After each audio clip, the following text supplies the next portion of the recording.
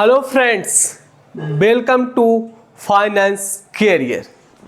In today's video, I will going to discuss with you कि आपका जो भी समय अभी बचा हुआ है रिमेनिंग डेज आपके एग्जामिनेशन के लिए आप कैसे उसका तैयारी कर सकते हो for the post of officer training finance power grid के लिए वैकेंसीज आया था, उसका भी एग्जामिनेशन डेट आ गया है। Assistant training finance and accounts power grid में भी उसका भी रिक्रूटमेंट आया था, उसका भी एग्जामिनेशन डेट आ गया। और junior officer training finance and accounts ये भी पावर ग्रिड का ही रिक्रूटमेंट आया हुआ था, सभी का एग्जामिनेशन डेट आ गया है। हाँ, एक और रिक्रूटमेंट आया था कोल इंडिया लिमिटेड में जनवरी महीना में, उसका भी एग्जामिनेशन डेट आ गया। तो सबके बारे में आज डिस्कस किया जाएगा कि आपको जो भी रिमेनिंग डेज जितना भी दिन बचा हुआ है उसमें आप कैसे उसको बेहतर यूटिलाइज कर सको, ताकि आपका जो एग्जामिनेशन में जो आपका स्कोर है, आपका जो मार्क्स है वो बढ़ सके। आप कैसे पढ़ाई करो, तो सब कुछ डिस्कस किया जाएगा। तो वीडियो को लाइक कर दीजिए और चैनल को सब्सक्राइब कर दीजिए। यही एक चैनल है जो कि आप लोगों के लिए पूरे फाइनेंस में सबसे पहले सभी इंफॉर्मेशन आपके लिए पहुंचाते रहता है। तो चलिए पहले मैं बात कर लेता हूं पावर ग्रिड से रिलेटेड। पावर ग्रिड में 3 तरह का वैकेंसीज आया था। एक था ऑफिसर ट्रेनिंग, तो पहले ऑफिसर ट्रेनिंग का बात किया जाए। ऑफिसर ट्रेनिंग का जो आपका जो रिक्रूटमेंट आया था, वैकेंसी जो आया था वो आया था आपका, इसका फॉर्म भरा गया था 17 जुलाई से 7 अगस्त तक इसका फॉर्म फिलअप किया गया था। ठीक है, मैं बता दूं आपका ऑफिसर ट्रेनिंग में आपका 2 घंटे का एग्जामिनेशन होने वाला है, सीबीटी आपका होने वाला है, जिसमें कि 120 क्वेश्चंस आपके प्रोफेशनल नॉलेज से क्वेश्चंस पूछे जाएंगे। डेट मींस कि टेक्निकल क्वेश्चंस आपके पूछे जाएंगे 120 क्वेश्चंस, और 50 क्वेश्चंस आपके नॉन टेक्निकल पूछे जाएंगे। ठीक है, 2 घंटे आपके दिए जाएंगे आपको ये क्वेश्चन सॉल्व करने के लिए, जिसमें कि मेजर पोर्शन आपका 120 मार्क्स का है, वो है टेक्निकल पोर्शन, तो आप उस पर थोड़ा ज़्यादा ध्यान दीजिएगा। और officer training finance and accounts examination date है 7, इसका officer training finance and accounts का एग्जामिनेशन डेट का बात किया जाए तो 26 मार्च। ठीक है, 26 मार्च 2025 को एग्जामिनेशन होने वाला है। और बात किया जाए junior officer training finance and accounts में, तो सीए इंटर सीएमए इंटर वाले यहाँ पे ये लोग एलिजिबल थे यहाँ पे। और इसका जो रिक्रूटमेंट आया था, इसका जो रिक्रूटमेंट आया था वो आया था अक्टूबर महीना में। ठीक है, अक्टूबर में आया था इसका रिक्रूटमेंट। और assistant training finance and accounts का भी अक्टूबर में आया था। और ये जूनियर ऑफिसर ट्रेनिंग और assistant training finance and accounts का दोनों का एग्जामिनेशन डेट 26 मार्च को होने वाला है। ठीक है, और बात किया जाए कोल इंडिया का, तो कोल इंडिया का रिक्रूटमेंट आया था जनवरी 2025 में, और इसका एग्जामिनेशन डेट जो होने वाला है वो है 29 मार्च 2025 को। तो सबका एग्जामिनेशन डेट आ चुका है। तो चलिए पहले मैं बात कर लेता हूं कि आपको तैयारी कैसे करना है। पावर ग्रिड के लिए 26 मार्च है, कोल इंडिया का 29 मार्च है। तो बात किया जाए कोल इंडिया के लिए, तो अभी भी कोल इंडिया वालों के लिए अभी भी 15 दिन है। तो 15 दिन काफी ज्यादा दिन होता है। ठीक है, 15 दिन देखा जाए तो काफी अच्छा आपके पास समय बचा हुआ है। और पावर ग्रिड के लिए थोड़ा कम समय बचा है, आज से देखा जाए तो 12 दिन बच रहा है पावर ग्रिड वालों के लिए। तो मैं बता दूं आपको, पहले आप क्या करिए, मेरे चैनल पे आप देखिएगा हर एक जो पोस्ट है सभी पोस्ट के लिए सिलेबस का वीडियो डाला हुआ है। पहले आप उस सिलेबस का वीडियो देखिए।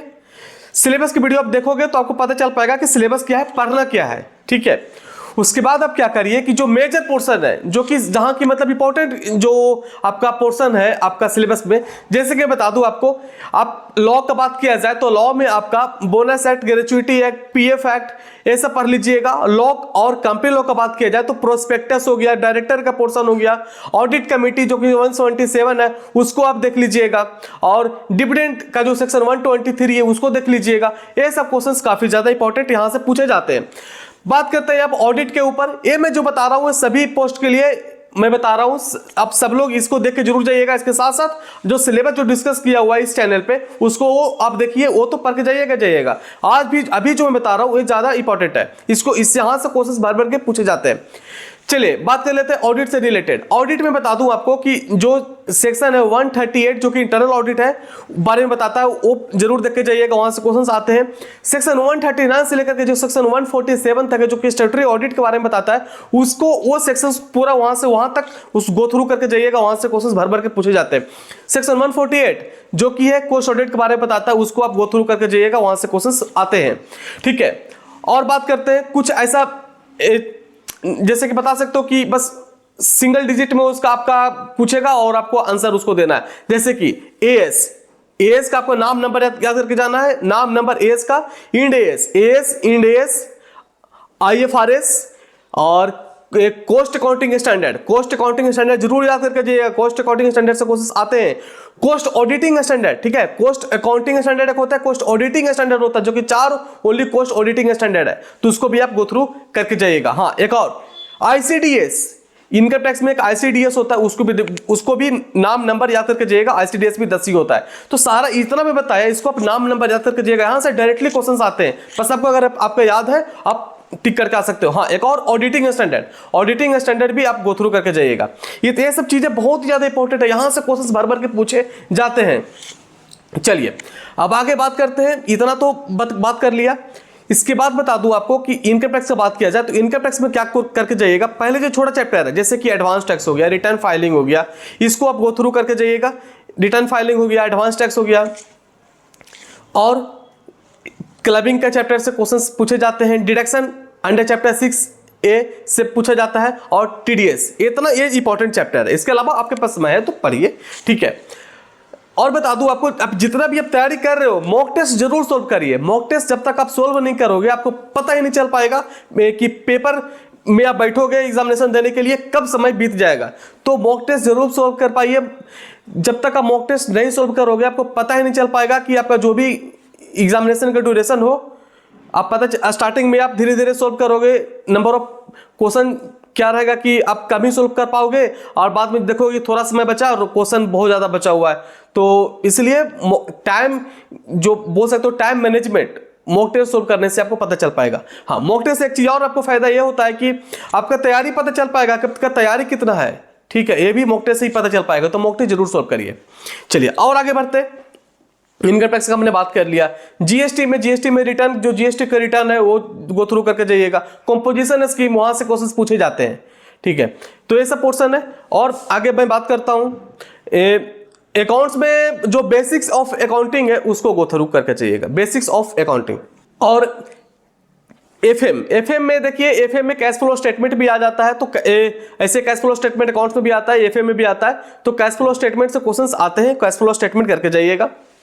और एफएम में कैपिटल बजटिंग, और जो स्टार्टिंग का जो बेसिक्स है उसको एक बार देख लीजिएगा, ठीक है। तो हमने डिस्कस कर लिया लॉ के बारे में, ऑडिट के बारे में, इनकम टैक्स के बारे में डिस्कस कर लिया, जीएसटी के बारे में, एफएम के बारे में हमने डिस्कस कर लिया। और बचा कोस्टिंग। कोस्टिंग में इंपॉर्टेंट जो चैप्टर है उसको है मार्जिनल कोस्टिंग। मार्जिनल कोस्टिंग से क्वेश्चंस पूछे जाते हैं, वो भी सम्स पूछे जाते हैं।